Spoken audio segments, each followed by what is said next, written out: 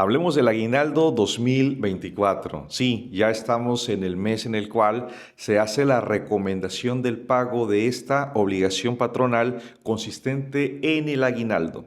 Y antes de iniciar hay que señalar algunas cuestiones importantes. Primero, el mínimo legal de días de aguinaldo que se tienen que pagar hasta el día de hoy, 3 de diciembre de 2024, son 15 días. Para conocer si tenemos alguna modificación posterior, como lo que se está comentando respecto a los 30 días, tiene que existir evidentemente una publicación en el Diario Oficial de la Federación. Así que en tanto no exista esta publicación, los patrones van a tener dos bases para pagar este aguinaldo. Primeramente, el mínimo legal que establece la Ley Federal del Trabajo, que son 15 días, o que ya sea vía contrato o vía usos y costumbres, paguen, por ejemplo, 20 días, 30, 50, los días que correspondan. Además, no perdamos de vista que la época de pago de este aguinaldo 2024 se establece en la legislación laboral antes del día 20 de diciembre de 2024, lo que se traduce en que la fecha límite es el día 19 de diciembre de 2024, porque el incumplimiento podría generar multas para los patrones por no cumplir con esta obligación de índole laboral. Ahora, vamos a empezar a desarrollar esta explicación, sobre todo atendiendo algunas preguntas que tienen los trabajadores y cada vez son confusiones, porque déjame decirte que aquí no va a importar la antigüedad que tengas. Si tienes 5 años, 10 años, 80 años trabajando para esta empresa, es lo de menos. Vamos a considerar los días laborados del 1 de enero de 2024 al día 31 de diciembre de 2024, con las variantes que posiblemente iniciaste a laborar, pensemos el 15 de marzo y llegarás al día 31 de diciembre, o que iniciaste el 1 de enero y terminaste el día 31 de agosto, o que iniciaste, pensemos, el 18 de marzo y finalizaste el día 5 de octubre. Aquí lo que importa es identificar los días que laboraste. Un primer ejemplo podría ser que alguien ha laborado los 365 días. Eso va a estar perfecto porque le va a corresponder el 100% de esos 15 días. Si laboré 365 días, me corresponden entonces 15 días de aguinaldo. Pero ¿qué pasa si un trabajador laboró solamente 250 días en el año? Pues es una regla de tres simple. Voy a tener entonces que hacer lo siguiente: 250 entre 365, no 366, a pesar que 2024 sea un año bisiesto. Es entre 365 y lo multiplicaré 15 días mínimo legal o lo que establezca el patrón, pueden ser 30, 50, 1000 días, lo que corresponda. Y eso se multiplicará por el salario que platicaré más adelante. Pero ahora, no se trata también de considerar fecha inicial y fecha final, porque durante este lapso posiblemente el trabajador tuvo algunas inasistencias, unas justificadas, otras injustificadas. Y vamos a observar que las justificadas, si bien es cierto, valga la redundancia, el trabajador no se presentó a laborar de manera justificada, se considera tiempo laborado. ¿Qué ejemplos te puedo citar? La incapacidad por maternidad o la incapacidad por enfermedad profesional derivada de la actividad laboral. Pero pudiéramos tener el caso de un trabajador que no llegó a trabajar un día, 2 días, 3 días sin justificación. ¿Y qué fue lo que hizo el patrón? Descontó esos días del pago de la nómina. Pero también puedo tener el caso de un trabajador que tuvo una enfermedad o accidente no profesional. Pensemos, se fue a la playa, le sucedió algo y se ausentó 3 días, 4 días. Estos lamentablemente los debo descontar de esos 365 o de esos 200 días según corresponda.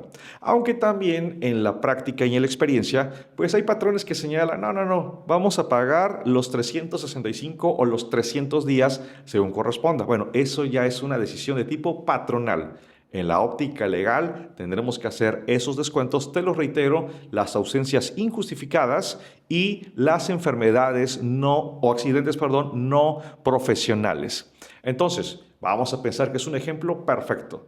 Alguien ha laborado los 365 días y le van a corresponder 15 días de salario como pago de aguinaldo. Ahora, ¿cómo determinar ese salario? Sí, vamos a tomar en cuenta el salario que aparece en la nómina o lo que habitualmente pensemos, me están pagando 10,000 pesos, pero 10,000 pesos no netos, sino tienen que ser 10,000 pesos brutos antes de impuestos, descuentos, etcétera, y eso lo voy a dividir entre 30. Pensemos que me da una cantidad de 300 pesos. Entonces, 300 por 15, tendré 4,500 pesos de aguinaldo.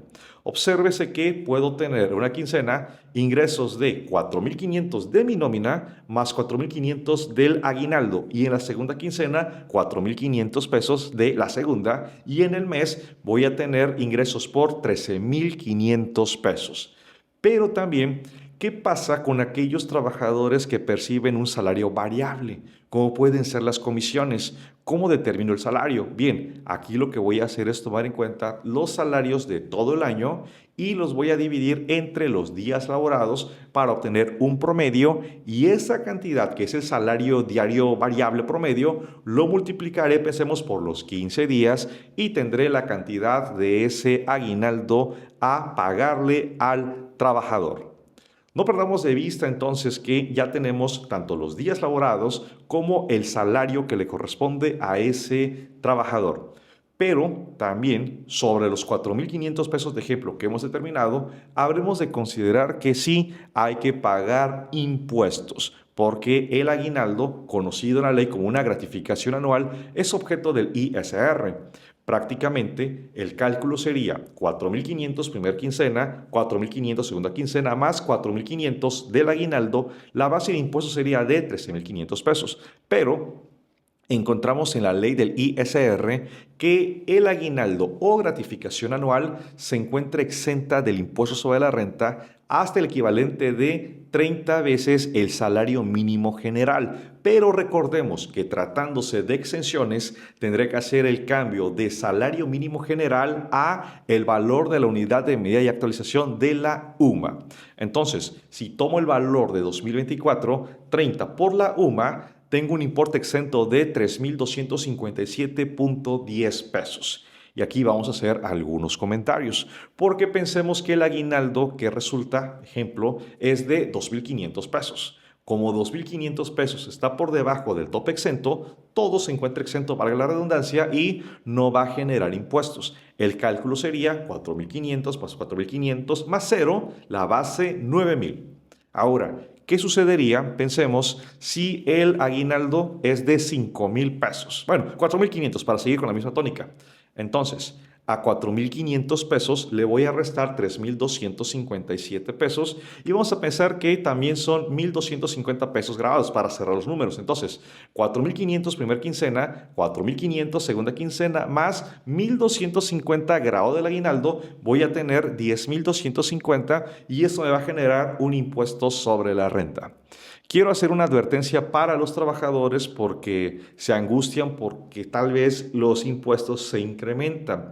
Pero déjenme decirles que habitualmente ustedes han recibido 9,000 pesos, pensemos, mensuales y ya corresponde un impuesto con una tasa. Pero cuando le sumas otros ingresos, es posible que la tasa incremente y en consecuencia el impuesto también tenga este aumento y a eso se va a derivar principalmente.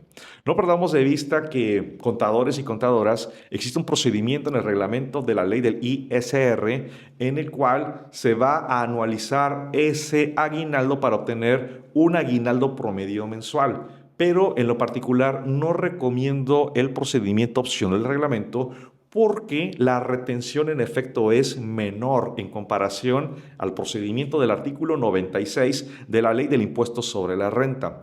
Pero ¿qué pasa cuando estamos en el procedimiento del cálculo o ajuste anual de sueldos y salarios del artículo 97 de la Ley del ISR? Pues el impuesto se calcula sobre la tarifa anual del artículo 152 y se observa una diferencia a cargo del trabajador. Entonces, el ahorro que le diste al momento de pagar el aguinaldo se convierte en un impuesto a cargo cuando se hace el ajuste anual y se lo tengo que descontar. Entonces, el efecto es el mismo. Mi recomendación que en el corto plazo se retenga lo que corresponde para que en el cálculo anual la diferencia sea cero. Para efectos del salario base de cotización para la ley de seguro social, pues recordemos que este aguinaldo que hacemos los 15 días o si alguien paga 30 días, 40 días, pues ya se aplicó de manera proporcional y con ellos se están pagando las cuotas obrero-patronales. No perdamos de vista que los patrones tienen la obligación de pagar el impuesto sobre nómina en la entidad federativa que les corresponda. Entonces aquí lo que habría que observar que en lo general se va a gravar todo el aguinaldo pagado. Y aquí no aplican exenciones de ISR porque este es un tratamiento federal y el impuesto de nómina es un impuesto local de entidades federativas. Así que por favor, esos son algunos apuntes del aguinaldo 2024 y con toda la turbulencia de información que como comenté al principio del video, se está hablando de que ya es oficial el pagar los 30 días de aguinaldo.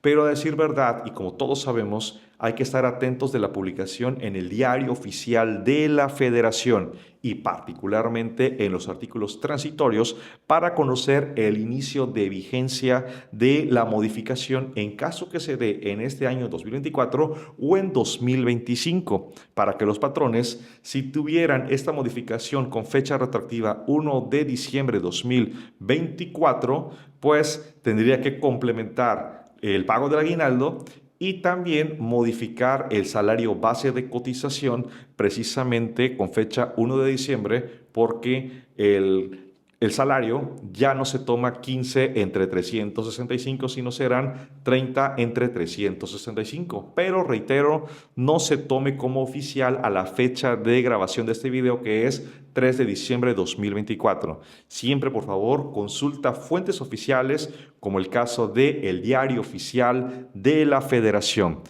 Trabajadores, es importante que conozcan el tratamiento para no generar comentarios que no tienen un sustento o un fundamento. Recuerden, por favor, trabajadores, son por lo menos 15 días, salvo lo que el patrón a lo mejor te da unos días más 20, 30, en fin. Y en función a ello, pues tendremos que estar atentos en el proceso de cálculo.